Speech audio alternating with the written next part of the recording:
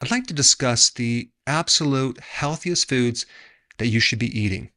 Now, how do we figure this out? So let's just take a look at what the definition of food is. Food is that which is eaten to sustain life, provide energy, and promote the growth and repair of tissues. So, if you eat something that doesn't sustain life, that doesn't give you energy, that doesn't help your tissues grow and repair, it's not food. And if we take a look at what foods create the most disease, well, ultra-processed foods. That's a real polite way of saying junk foods. So before we get into the actual foods, what are ultra-processed foods? The word ultra means to the extreme.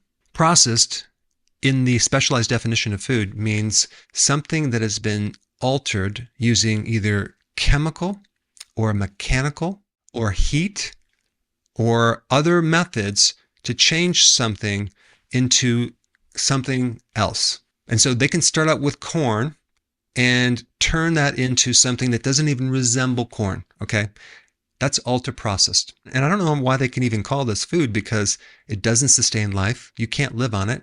It doesn't give you energy. It makes you tired. There are basically no nutrients except for the few synthetic nutrients that they spray on it. And it doesn't promote growth, especially. And we're talking about like even a growing child that needs high quality amino acids and high quality fatty acids.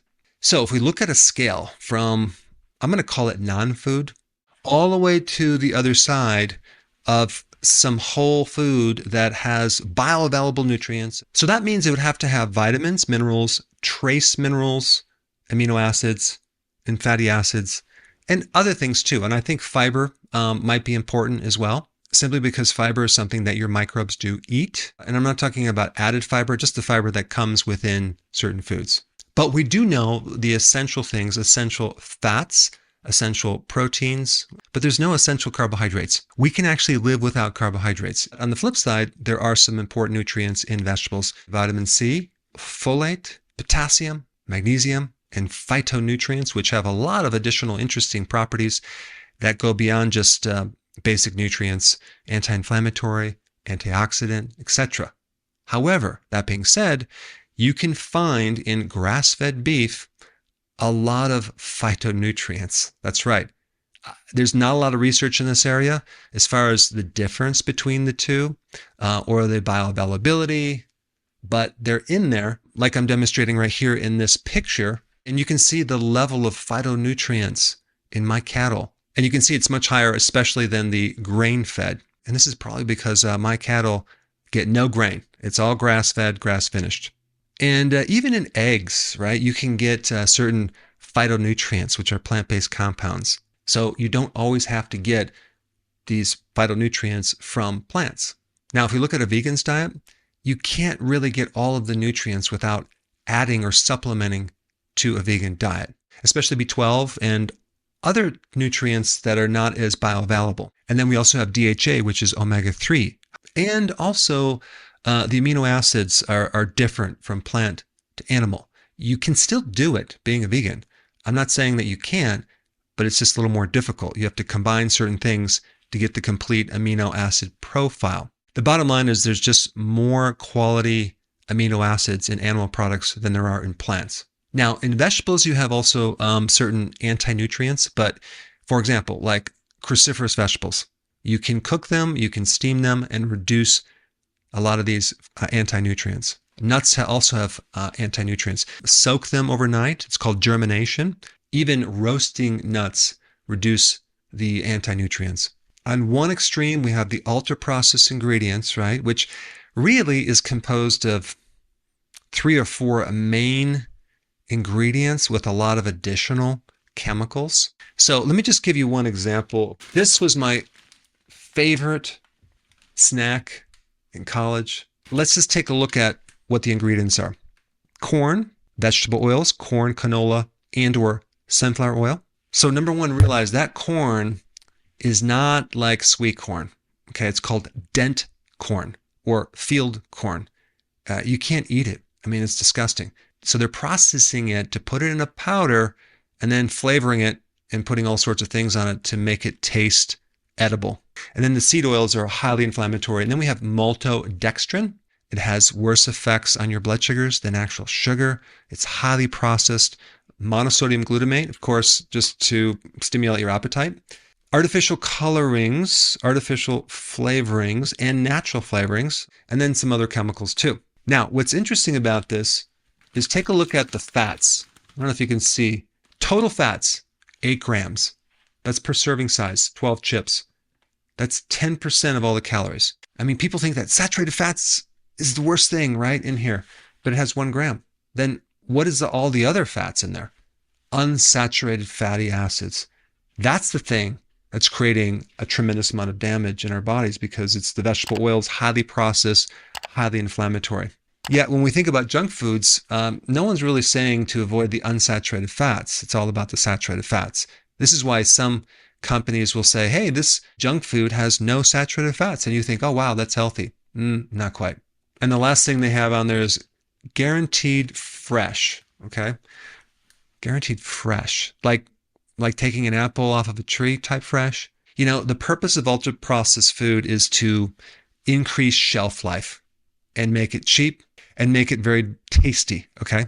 And so I really think the essence of healthy foods is really how much life that food has. How dead can you make a food when you're cooking it 5 times using massive pressure, chemicals, heat? It's in the pet foods. It's in infant formulas. 67% of all teens' calories are ultra-processed foods. And so, yes, they all have chemicals and everything, but I think the thing that's really important to understand is the basic 3 ingredients. Number 1, the synthetic sugars, the basic synthetic starches, which is like modified food starch or maltodextrin, and the synthetic oils, which are the unsaturated seed oils. Those are the things that you need to really pay attention to and make sure they're not in your refrigerator. All right, let's finally get to the purpose of this video, which is the list of the healthiest foods. Number 1, beef, as in red meat. The exact food that everyone's saying to avoid. And I'm not talking about grain-fed, I'm talking about grass-fed, grass-finished. And so you can't just lump in grass-fed cows that are on pasture, that are rotated with all the processed meat. And also, I've never met anyone who is allergic to beef. Beef is high in glutamine. Glutamine heals your gut. In fact, it's the highest source of glutamine. And so many people have gut inflammation. This is why someone that goes on a beef diet or a carnivore diet starts to heal their gut and a lot of other inflammatory conditions. You notice I didn't say chicken. Chickens are fed grains, which really dramatically increase the omega-6 fatty acids. However, there are certain chickens that are soy and corn free that you can get, which I don't know where you can get them, but they're much healthier. All right, number 2, wild-caught fatty fish, like salmon, for example. I mean, an average person, at least in the US, consumes 32% of all their calories in the form of these seed oils. And number 3, which is shellfish, clams, oysters, shrimp, lobster, crab, things like that.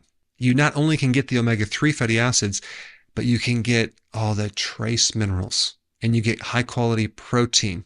I mean, oysters are just loaded with zinc. Then number 4 is eggs. I think it's really important to buy the highest quality eggs that you can find, organic, pasture raised, super amounts of nutrition, especially in the yolk.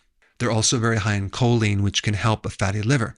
Okay, number 5 is fermented vegetables. I'm mainly talking about either sauerkraut or kimchi, and the reason I put those on the list is because they're great probiotics. Sauerkraut has like 10 times the vitamin C of any vegetable. It's loaded with the prebiotics, the fiber, and the probiotics, which are the microbes. Plus, it's made from cabbage, which has a lot of great things for gut health, glutamine. And I think a lot of people don't realize that these microbes contribute so much to your health. I mean, just take a look at what happens after an antibiotic to your health. It goes right down the tubes. So we need to emphasize foods for our probiotics. All right, number 6, I'm going to include the leafy greens. That could be anything from arugula to spinach to just high-quality lettuce that's grown on soil. You also have folate, vitamin C, you have potassium, and magnesium. Yes, it's true that spinach is high in oxalates, but if you consume cheese with spinach, or you cook your spinach, you can reduce oxalates. Number 7, organ meats. I personally don't like liver.